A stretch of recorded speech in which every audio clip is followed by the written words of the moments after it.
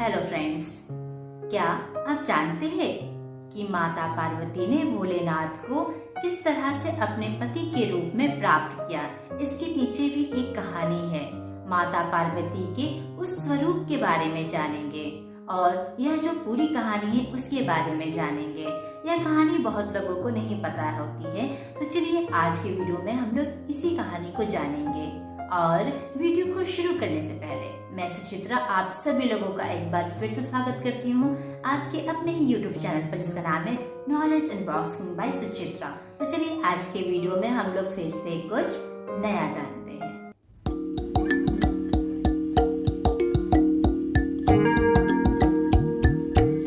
देवी सती के बारे में आप सभी लोग जानते होंगे। देवी सती राजा प्रजापति दक्ष की पुत्री थी तथा भोलेनाथ की धर्म पत्नी थी। कहा जाता है कि एक बार देवी सती के पिता राजा दक्ष ने बहुत बड़ा यज्ञ आयोजित किया। उस यज्ञ में उन्होंने सभी देवी देवताओं को आमंत्रित किया तथा ज्ञानी जनों को भी, परंतु राजा दक्ष ने अपने दामाद भगवान भोलेनाथ को आमंत्रित नहीं किया। ऐसा माना जाता है कि राजा दक्ष भोलेनाथ को नापसंद करते थे। उनकी पुत्री सती ने उनकी इच्छा के विरुद्ध भगवान शिव से विवाह किया था।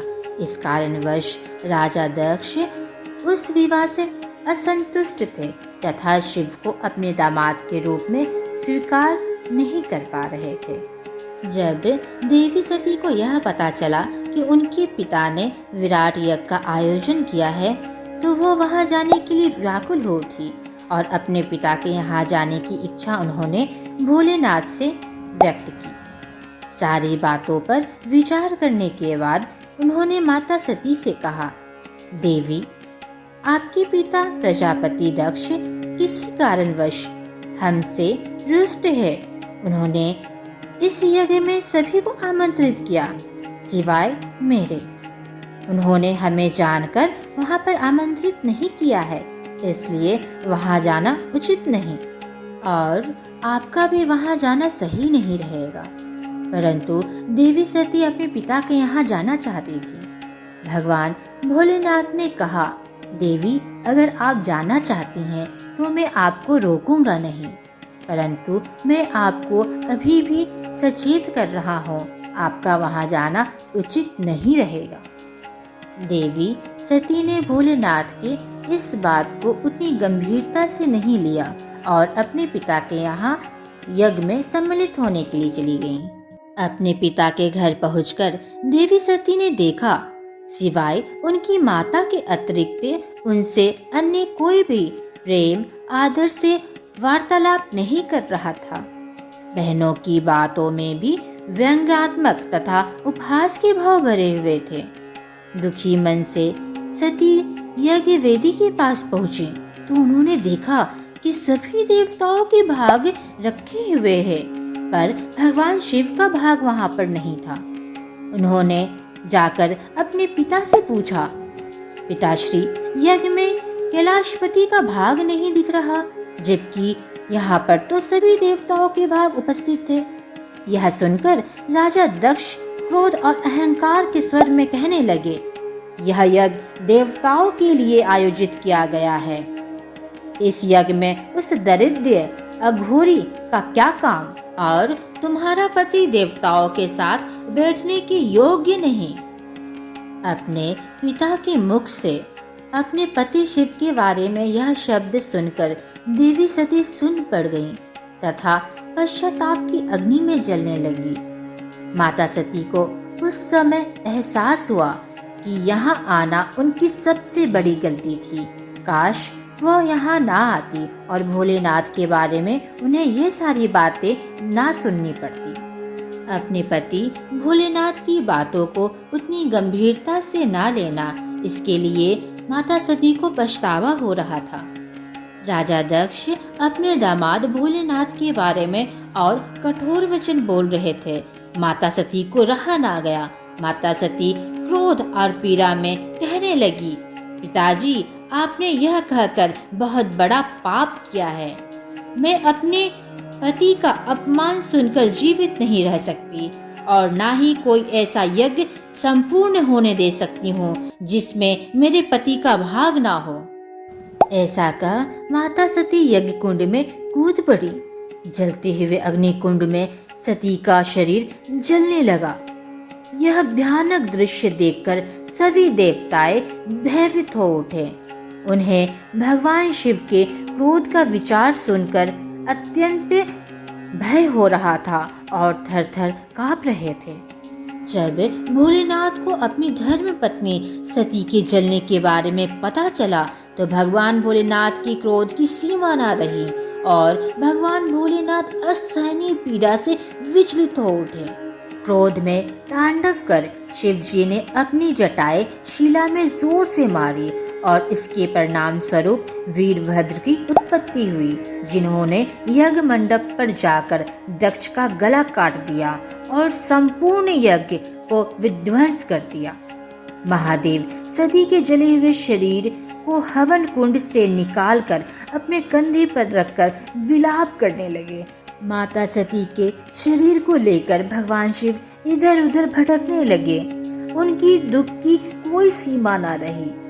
भोलेनाथ के क्रोध से सारी सृष्टि में उथल पुथल हो रही थी। भगवान भोलेनाथ के क्रोध को शांत कर पाना किसी के वश में न था। हार कर सभी देवता भगवान विष्णु के पास गए और कहने लगे, हे प्रभु, भोलेनाथ को शांत कर पाना किसी के वश में नहीं, यह सिर्फ आप ही कर सकते हैं। भगवान विष्णु को यह आभास हो चला था कि जब तक माता सती का जला हुआ शरीर भगवान भोलेनाथ के पास रहेगा तब तक भोलेनाथ को कोई शांत नहीं कर सकता। इसीलिए भगवान विष्णु ने अपना सुदर्शन चक्र निकाला तथा सुदर्शन चक्र द्वारा माता सती के शरीर के 51 टुकड़े कर डाले। माता के 51 टुकड़े पृथ्वी पर जाकर गिरे। जहाँ पर माता के टुकड़े गिरे पृथ्वी पर, वहाँ पर शक्तिपीठ का निर्माण हो गया, जो कि आज भी है। भोलेनाथ ने जब देखा कि उनके पास सती का जला हुआ शरीर भी नहीं है, यह देखकर भोलेनाथ अत्यंत दुख और पीड़ा में खो गए, मानो उनकी दुनिया खत्म हो गई। शिव जी शांत हो गए। सभी देवताओं ने दक्ष को जीवन प्रदान करने के लिए भगवान शिव से प्रार्थना की, क्योंकि दक्ष का सर यज्ञ कुंड में गिरने के कारण वह जल चुका था। इसलिए भगवान भोलेनाथ ने दक्ष के शीश के स्थान पर एक बकरे का शीश लगाकर दक्ष को जीवन प्रदान किया। ऐसा कहते हैं कि देवी सती जब हवन कुंड में अपने आप को भस्म करने के लिए कूद रही थी तो उन्होंने जाते जाते कहा था कि मैं अपने शरीर को भस्म कर अगले जन्म शैलपुत्री हिमालय की पुत्री के रूप में जन्म लूंगी। माता शैलपुत्री को हम सभी माता पार्वती के भी नाम से जानते हैं। शैलपुत्री अर्थात माता पार्वती का विवाह फिर से भगवान शंकर के साथ हुआ। देखिए, अब आती है बात ब्रह्मचारिणी माता के रूप के बारे में। माता पार्वती ने भगवान शंकर को अपने पति के रूप में प्राप्त करने के लिए घोर तपस्या की थी। माता के इस कठोर तपस्या के कारण माता के इस रूप को ब्रह्मचारिणी के रूप से जाना जाता है। ब्रह्मा का अर्थ है तपस्या और चारिणी का अर्थ है आचरण करने वाली। तो ब्रह्मचारिणी का अर्थ हुआ तप का आचरण करने वाली। माता पार्वती ने भोलेनाथ को पति के रूप में पाने के लिए कठिन तपस्या की थी। इसी कारण माता पार्वती के इस स्वरूप को ब्रह्मचारिणी के रूप से हम सभी जानते हैं और माता के इसी रूप की पूजा होती है नवरात्रि के दूसरे दिन। माता सती ने अगले जन्म माता पार्वती के रूप में अर्थात माता शैलपुत्री, जो माता का पहला स्वरूप है, नवरात्रि में शैलपुत्री के रूप में हिमालय के घर में जन्म लिया। कुछ वर्षों के बाद वहाँ पर नारद जी पधारे। नारद मुनि ने माता पार्वती को सलाह दिया कि आप घोर तपस्या करें, तभी जाकर भोलेनाथ को आप पति के रूप में प्राप्त कर सकती हैं। माता पार्वती ने ठीक ऐसा ही किया। ऐसा कहा जाता है कि माता पार्वती ने 1000 वर्ष तक उन्होंने केवल फूल फल खाकर बिताए तथा 100 वर्षों तक केवल जमीन पर रहकर शाका निर्वाह किया। माता पार्वती ने खुले आकाश के नीचे वर्षा धूप के कष्ट भी सहे इन उपवास के दौरान तथा 3000 वर्षों तक टूटे हुए बेलपत्र खाए और भगवान भोलेनाथ की आराधना में लगी रहीं। इसके बाद तो उन्होंने सूखे बेलपत्र भी खाने छोड़ दिए थे। कई हजार वर्षों तक निर्जल और निराहार रहकर तपस्या करती रहीं। माता का एक नाम अर्पणा भी पड़ गया क्योंकि उन्होंने पत्तों को भी खाना छोड़ दिया था।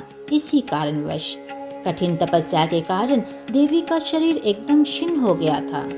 माता भोलेनाथ को अपने पति के रूप में पाने के लिए हजारों वर्षों तक कठोर तप करते रहीं। यह देखकर सभी देवी देवता ऋषि मुनि ने सराहना किया और देवी के पास आए और कहने लगे, हे देवी, आज तक किसी ने इस तरह की कठोर तपस्या नहीं की। यह सिर्फ आपसे ही संभव हो सकता था। और सभी देवी देवताओं ने कहा, अब आप तपस्या छोड़कर घर लौटे। आपकी जो भी मनोकामना हो वो पूर्ण हो। आपको भगवान भोलेनाथ पति के रूप में प्राप्त हो देवी। और जगत आज से आपको आपकी इस कठिन तपस्या के कारण ब्रह्मचारिणी के नाम से जानेंगे। अब आप सभी जानते हैं कि माता ब्रह्मचारिणी कौन है। तो फ्रेंड्स, अगर आपको लगा हो कि मैंने इस वीडियो में कुछ अच्छी जानकारी दी है, अच्छी तरीके से एक्सप्लेन किया है और आपको मेरी बात समझ में आई हो, तो कमेंट बॉक्स में जरूर से बताइएगा। अगर आपको यह वीडियो का कंटेंट अच्छा नहीं लगा तो वो भी जरूर से लिखकर बताइएगा ताकि मैं अपने आप को और अपने कंटेंट को और इम्प्रूव करने की कोशिश करूँ।